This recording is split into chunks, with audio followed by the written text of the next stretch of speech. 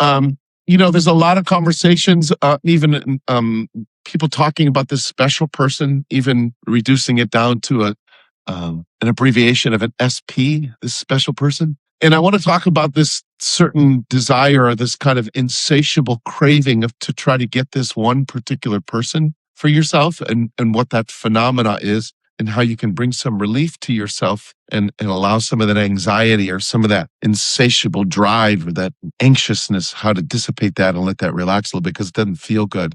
It feels very clingy, it feels very needy, and it's a very desperate energy. So what happens is when you get into these relationships with other people, when you enter the relationship, assuming you experience yourself falling in love, what happened is you thought this person made you feel some kind of way. But again, as is the case in everything, there's nothing outside of you. There's no circumstance that ever makes you feel some kind of way.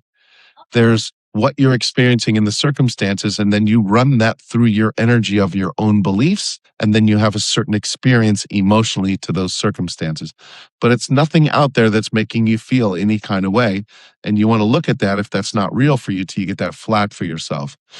Because what people find themselves doing is being in love with somebody and then departing or ending or separating that relationship. There's this something that they thought that this person provided for them or completed them or made them feel whole and complete with this person. And it's not true. And the way you can find out that that's not true is number one, when the person, if they do come back or you get back with them, there's this short little period of feeling relief, like you've gotten something back. But pretty soon over time, you end back right back in the same condition. But maybe now it's not that this special person isn't here. Now you've got something else that's got you not being whole and complete. So it's a stop on the journey of not realizing that you're whole and complete. But it's this sense of thinking you need this person to complete you, to have you feel some kind of way that you're not feeling right now. And the way you can tell that this is a real distorted experience for you is that number one, it doesn't feel good. Number two, it's very desperate and you feel very much like you're at the effect or at the mercy of this other person's choices and decisions. So how we want to get ourselves broke free from that, which is the most important question, is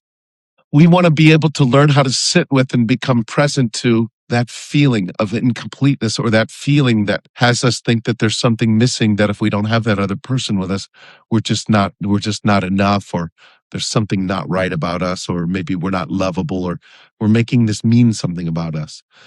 And so we have to start to be willing, first of all, to feel that feeling. And if once you begin to be able to feel that feeling, you can then allow yourself to kind of look at, like, what is this feeling communicating to me, and find out that the feeling is actually telling you something that you think about yourself. There's some thought or belief that you have about yourself that you're not enough without this person. And when you start doing that work, now you're moving yourself into starting to handle these subconscious beliefs that are dictating or running your life, because you'll see when you start feeling those feelings that you have thoughts about yourself of not being lovable, not being worthy, being powerless to handle your condition, not feeling safe. All of these beliefs that you have about yourself, this person missing in your life can bring these up for you. And if you get desperate and clingy and try to get the person back instead of using the emotion to find back what the negative belief is, you just kind of start repeating that cycle over and over because you're missing what the real message is, which is hidden under that negative emotion.